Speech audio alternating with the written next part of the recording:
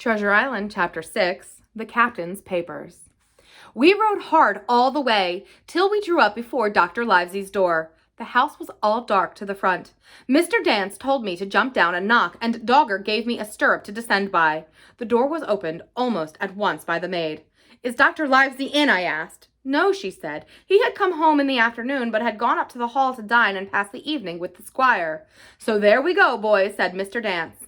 This time, as the distance was short, I did not mount, but ran with Dogger's stirrup leather to the lodge gates, and up the long, leafless, moonlit avenue to where the white lines of the hall buildings looked on either hand on great old gardens. Here Mr. Dance dismounted, and taking me along with him, was admitted at a word into the house. The servant led us down a matted passage, and showed us at the end into a great library, all lined with bookcases and busts upon the top of them, where the squire and Dr. Livesey sat, pipe in hand, on either side of a bright fire. I had never seen the squire so near at hand. He was a tall man, over 6 feet high, and broad in proportion, and he had a bluff, rough and ready face, all roughened and reddened and lined in his long travels. His eyebrows were very black and moved readily, and this gave him a look of some temper, not bad, you would say, but quick and high. "Come in, Mr. Dance," says he, very stately and condescending. "Good evening, Dance," says the doctor with a nod, "and good evening to you, friend Jim. What good wind brings you here?" The supervisor stood up straight and stiff and told his story like a lesson, and you should have seen how the two gentlemen leaned forward and looked at each other and forgot to smoke in their surprise and interest. When they heard how my mother went back into the inn, Dr. Livesey fairly slapped his thigh, and the squire cried "Bravo!" and broke his long pipe against the grate. Long before it was done, Mr. Trelawney, that you will remember was the squire's name, had got up from his seat, and was striding about the room, and the doctor, as if to hear the better, had taken off his powdered wig, and sat there, looking very strange indeed, with his own close-cropped black poll. At last Mr. Dance finished the story. "Mr. Dance," said the squire, "you are a very noble fellow, and as for riding down that black, atrocious miscreant, I regard it as an act of virtue, sir, like stamping on a cockroach. This lad Hawkins is a trump, I perceive. Hawkins, will you ring that bell? Mr. Dance must have some ale." "And so, Jim," said the doctor, "you have the thing that they were after, have you?" "Here it is, sir," said I, and I gave him the oilskin packet.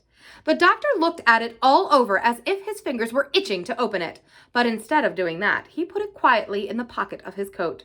"Squire," said he, "when Dance has had his ale, he must, of course, be off on his Majesty's service, but I mean to keep Jim Hawkins here to sleep at my house, and with your permission I propose we should have up the cold pie and let him sup." "As you will, Livesey," said the squire. "Hawkins has earned better than cold pie."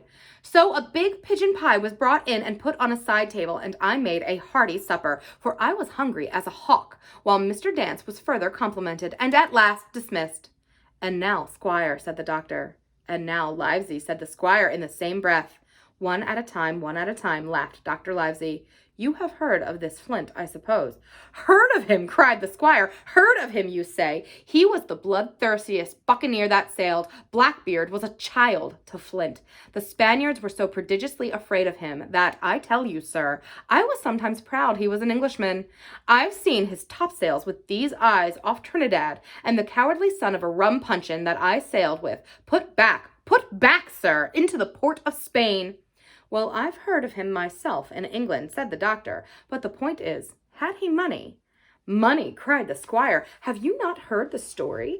What were these villains after but money? What do they care for but money? And for what would they risk their rascal carcasses but money?" "That we shall soon know," replied the doctor, "but you are so confoundedly hot-headed and exclamatory that I cannot get a word in. What I want to know is this. Supposing that I have here in my pocket some clue to where Flint buried his treasure, will that treasure amount to much?" "Amount, sir?" cried the squire. "It will amount to this. If we have the clue you talk about, I fit out a ship in Bristol dock and take you and Hawkins here along, and I'll have that treasure if I search a year." "Very well," said the doctor. "Now then, if Jim is agreeable, we'll open the packet," and he laid it before him on the table. The bundle was sewn together, and the doctor had to get out his own instrument case and cut the stitches with his medical scissors. It contained 2 things, a book and a sealed paper. First of all, we'll try the book, observed the doctor. The squire and I were both peering over his shoulder as he opened it, for Dr. Livesey had kindly motioned me to come round from the side table where I had been eating, to enjoy the sport of the search. On the first page there was only some scraps of writing, such as a man with a pen in his hand might make for idleness or practice. One was the same as the tattoo mark, Billy Bones his fancy. Then there was Mr. W. Bones, mate. No more rum. Off Palm Key he got it, and some other snatches, mostly single words and unintelligible. I could not help wondering who it was that had got it, and what it he had got. A knife in his back, as like as not. Not much instruction there, said Dr. Livesey as he passed on. The next 10 or 12 pages were filled with a curious series of entries. There was a date at one end of the line and at the other a sum of money, as in common account books, but instead of explanatory writing, only a varying number of crosses between the two. On the 12th of June, 1745, for instance, a sum of £70 had plainly become due to someone, and there was nothing but 6 crosses to explain the cause. In a few cases, to be sure, the name of a place could be added as to off Caracas, or a mere entry of latitude and longitude, as in 62 degrees 17, 20, 19 degrees 240. The record lasted over nearly 20 years, the amount of the separate entries growing larger as time went on, and at the end a grand total that had been made out 5 or 6 wrong additions, and these words appended, Bones, his pile. I can't make head or tail of this, said Dr. Livesey. The thing is as clear as noonday, cried the squire. This is the Black-Hearted Hound's account book. These crosses stand for the names of ships or towns that they sank or plundered. The sums are the scoundrel's share, and where he feared an ambiguity, you see he added something clearer. Off Caracas, now, you see. Here was some unhappy vessel boarded off that coast. God help the poor souls that manned her. Coral long ago. Right, said the doctor. See what it is to be a traveler? Right, and the amounts increase, you see, as he rose in rank. There was little else in the volume but a few bearings of places noted in the blank leaves towards the end, and a table for reducing French, English, and Spanish moneys to a common value. Thrifty man, cried the doctor. He wasn't the one to be cheated. And now, said the squire, for the other. The paper had been sealed in several places with a thimble by the way of a seal, a very thimble perhaps that I had found in the captain's pocket. The doctor opened the seals with great care, and there fell out the map of an island with latitude and longitude, soundings, names of hills and bays and inlets, and every particular that would be needed to bring a ship to a safe anchorage upon its shores. It was about 9 miles long and 5 across, shaped, you might say, like a fat dragon standing up, and had 2 fine landlocked harbors, and a hill in the center part marked the Spyglass. There were several editions of a later date, but above all, 3 crosses of red ink, 2 on the north part of the island, 1 in the southwest, and besides this last, in the same red ink, and in a small, neat hand, very different from the captain's tawdry characters, these words, Bulk of treasure here. Over on the back, the same hand had written this further information.